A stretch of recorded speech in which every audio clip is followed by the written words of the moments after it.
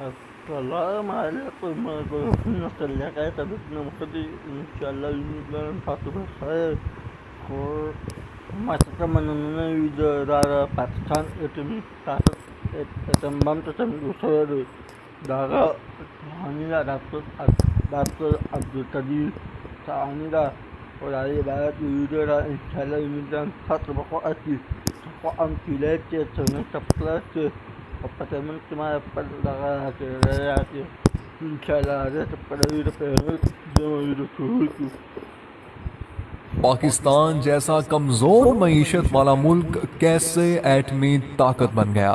Doctor Abdul Qadeer Khan किसकी दरख्वास्त पर पाकिस्तान आए? आपकी तनख्वाह कितनी मुकर्रर हुई और पहली तनख्वाह कितने अरसे बाद मिली? एटम बम के खालिक और मारूफ पाकिस्तानी साइंसदान डॉक्टर अब्दुल कदीर खान हिंदुस्तान के शहर भोपाल में एक पश्तून घराने में पैदा हुए। आपने 15 बरस तक यूरोप के आला तालीमी इदारों में तालीम हासिल की। हॉलैंड से मास्टर्स ऑफ साइंस और बेल्जियम से डॉक्टरेट ऑफ इंजीनियरिंग की असनाद हासिल की। डॉक्टर अब्दुल कदीर खान शादी से पहले तक जर्मनी में ही मुकीम थे। आपकी जोजा का ताल्लुक हॉलैंड से था, लिहाजा उन्होंने भी हॉलैंड जाने का फैसला कर लिया। हॉलैंड में उन्होंने डेल्फ यूनिवर्सिटी में दाखिला लिया। यहाँ ये बात काबिल जिक्र है कि डेल्फ यूनिवर्सिटी में हॉलैंड के मकामी तलबा को भी डिग्री हासिल करने के लिए कई साल तक तहकीक और मुश्किल तरीन मराहिल से गुजरना पड़ता है, मगर डॉक्टर अब्दुल कदीर ने यहाँ भी अपनी बेमिसाल जहानत का लोहा मनवाया और 80% से ज्यादा नंबर हासिल करके मास्टर ऑफ इंजीनियरिंग की डिग्री हासिल की और रिकॉर्ड कायम कर दिया।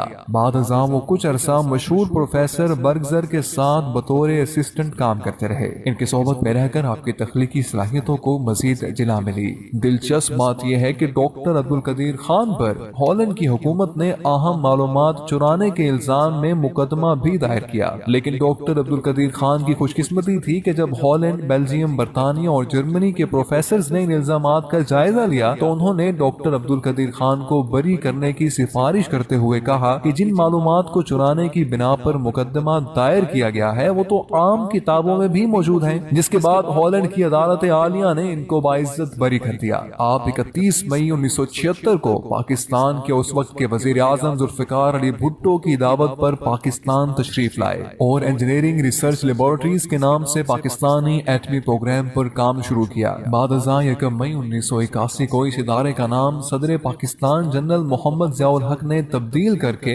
Doctor A.Q. Khan research laboratories रख दिया। ये इदारा पाकिस्तान में यूरेनियम की अफजूदगी में नुमाया मकाम रखता है। एटमी ताकत बनने की कहानी डॉक्टर अब्दुल कदीर खान की ज़बानी कुछ यूं है।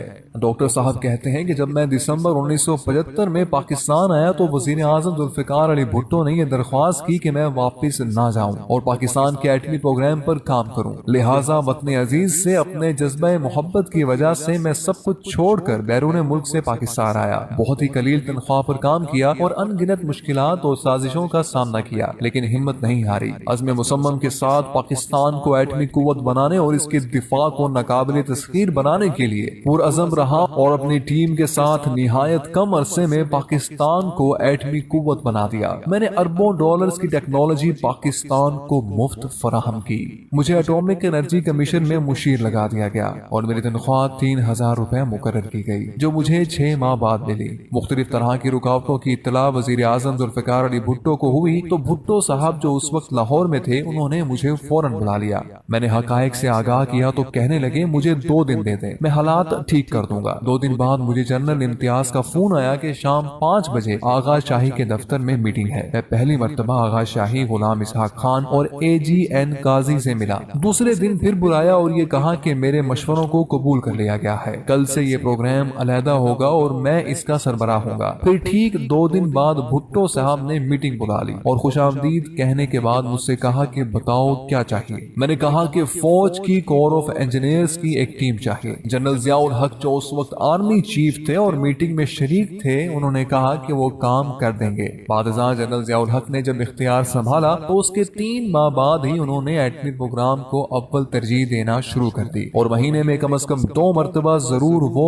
और जनरल जामिन नकवी मुझसे तफसीली ملاقات کرتے تھے۔ 1979 کے وسط میں مغربی ممالک کو ہمارے پروگرام کی بھنک پڑ گئی۔ جنرل ضیاء اور غلام اسحاق خان صاحب کو بڑی فکر ہوئی کہ سامان کی درآمد پر پابندی سے ہمارا پروگرام بند نہ ہو جائے، لیکن اتنا ضرور تھا کہ 1981 کے اواخر میں ہم نے بہت ترقی کر لی تھی اور ہمیں یقین تھا کہ ہم بہت جلد کامیابی حاصل کر لیں گے۔ ڈاکٹر قدیر خان نے یہ بھی لکھا ہے کہ جب کہوٹہ میں ریسرچ لیبارٹری زیر تعمیر تھی تو وہ سہالہ میں پائلٹ پروجیکٹ چلا رہے تھے۔ انہی ایام کی بات ہے کہ اس وقت کے فرانسیسی فرسٹ سیکرٹری فوکو کہوٹہ کے ممنوعہ علاقے میں بغیر اجازت گھس آئے تھے، جس پر ان کی مار کٹائی ہوئی اور پتہ چلا کہ وہ CIA کے لیے کام کرتے ہیں۔ انہوں نے تہران میں اپنے CIA باس کو لکھا کہ کہوٹہ میں کچھ عجیب و غریب ہو رہا ہے۔ ڈاکٹر صاحب رقم تراز ہیں کہ 1983 میں ہم نے کئی کولڈ ٹیسٹ کیے اور وہ بہت امید افزا تھے۔ 1984 میں ہم نے مزید ٹیسٹ کیا اور ہمیں یقین ہو گیا کہ اب ہم کامیابی کے قریب ہیں۔ جنرل ضیاء الحق نے میرے سامنے آغا شاہی اور بعد میں صاحبزادہ یعقوب علی خان کو بھی سختی سے ہدایت کر دی تھی کہ وہ کسی بھی ملک سے ایٹمی پروگرام پر قطعی بات نہ کریں، بلکہ صاف کہہ دیں کہ یہ بات آپ ضیاء الحق کے ساتھ کریں۔ ڈاکٹر صاحب فرماتے ہیں کہ حقیقت یہ ہے کہ ایٹمی پروگرام میرے مشورے پر ذوالفقار علی بھٹو نے شروع کیا، لیکن یہ بھی حقیقت ہے کہ ان کی وفات کے بعد صدر ضیاء الحق اور غلام اسحاق خان مغربی دباؤ رد نہ کرتے تو بھی ہمارا پروگرام ختم نہ ہو سکتا تھا۔ ڈاکٹر عبدالقدیر خان وہ مایاناز سائنسدان ہے کہ جنہوں نے 8 سال کے انتہائی قلیل عرصے میں انتھک محنت اور لگن کے ساتھ ایٹمی پلانٹ نصب کر کے دنیا کے نامور نوبل انعام یافتہ سائنسدانوں کو بھی ورطۂ حیرت میں ڈال دیا۔ 28 مئی 1998 کو آپ نے بھارتی ایٹمی تجربوں کے مقابلے میں حکومت وقت سے تجرباتی ایٹمی دھماکے کرنے کی درخواست کی۔ بالآخر وزیر اعظم میاں محمد نواز شریف نے چاغی کے مقام پر 6 کامیاب تجرباتی ایٹمی دھماکے کیے۔ اس موقع پر ڈاکٹر عبدالقدیر خان نے پورے عالم کو پیغام دیا کہ ہم نے پاکستان کا دفاع ناقابل تسخیر بنا دیا ہے۔ یوں آپ پوری دنیا میں مقبول عام ہوئے۔ سعودی مفتی اعظم نے عبدالقدیر خان کو اسلامی دنیا کا ہیرو قرار دیا اور اس وقت سعودی حکمرانوں نے پاکستان کے لیے خام حالت میں تیل مفت فراہم کرنے کا فرمان جاری کیا۔ مغربی دنیا نے پروپیگنڈے کے طور پر پاکستانی ایٹم بم کو اسلامی بم کا نام دیا، جسے ڈاکٹر عبدالقدیر خان نے بخوشی قبول کیا۔ پرویز مشرف دور میں پاکستان پر لگنے والے ایٹمی مواد دوسرے ممالک کو فراہم کرنے کے الزام کو ڈاکٹر عبدالقدیر نے ملک کی خاطر سینے سے لگایا اور نظر بند رہے۔ ڈاکٹر عبدالقدیر صاحب بہت اچھے لکھاری بھی ہیں، ادب سے آپ کو گہرا لگاؤ ہے۔ یہ ان کے اپنے ہی اشعار ہیں جن کو انہوں نے اپنے دکھ اور کرب کے اظہار کا ذریعہ بنانے کی کوشش کی ہے۔ اس قدر مشکلیں جھیلنے اور بعد ازاں مسلسل نظر بندی کے بعد یہ کہنے پر مجبور ہو گئے، اس ملک کے بے مثال میں ایک مجھ کو چھوڑ کر ہر شخص بے مثال ہے اور با کمال ہے۔ گزر تو خیر گئی ہے تیری حیات قدیر، ستم ظریف مگر کوفیوں میں گزری ہے۔ اگر یہ کہا جائے تو بے جانا ہوگا کہ قائد اعظم محمد علی جناح نے پاکستان بنایا اور ڈاکٹر عبدالقدیر خان نے اس کا دفاع ناقابل تسخیر بنایا، گویا ایک بنانے والا اور دوسرا استحکام بخشنے والا ہے۔ 1993 میں کراچی یونیورسٹی نے ڈاکٹر عبدالقدیر خان کو ڈاکٹر آف سائنس کی اعزازی سند سے نوازا۔ 14 اگست 1996 میں صدر فاروق لغاری نے ان کو پاکستان کا سب سے بڑا سول اعزاز نشان امتیاز دیا، جبکہ 1989 میں ہلال امتیاز کا تمغہ بھی ان کو عطا کیا گیا۔ آپ نے 150 سے زائد سائنسی تحقیقاتی مضامین بھی لکھے ہیں۔ ڈاکٹر عبدالقدیر خان ایٹمی سائنسدان ہونے کے ساتھ ساتھ انتہائی رحم دل اور انسانیت کا دم بھرنے والے انسان ہیں۔ وہ انسانیت کی خدمت کے لیے بھرپور کردار ادا کرنے کا جذبہ رکھتے ہیں۔ ڈاکٹر عبدالقدیر خان نے اسی جذبے کے تحت پاکستان کے دوسرے بڑے شہر لاہور میں ڈاکٹر AQ خان ہسپتال کے نام سے بنیاد رکھی ہے۔ ان کا یہ جذبہ انتہائی قابل تحسین ہے کہ وہ تمام تر مشکلات کے باوجود پاکستانی قوم کے لیے اپنی تمام تر صلاحیتیں صرف کرنا چاہتے ہیں۔ ڈاکٹر عبدالقدیر خان کی زیر قیادت زندہ دلوں کے شہر لاہور میں مینار پاکستان کے سائے تلے اور بادشاہی مسجد کے پہلو میں 7 منزلہ عمارت پر مشتمل ڈاکٹر AQ خان ہسپتال تعمیر کیا جا رہا ہے۔ اس ہسپتال کا کل رقبہ 16 کنال پر محیط ہے۔ ہسپتال کی تعمیر کا تخمینہ تقریباً 100 کروڑ روپے ہے۔ 300 بستروں پر مشتمل یہ ہسپتال غریب اور مستحق مریضوں کو کسی تفریق و امتیاز کے بغیر ہر طرح کے امراض کے علاج کے لیے بین الاقوامی معیار کی سہولیات ایک ہی چھت تلے فراہم کرے گا۔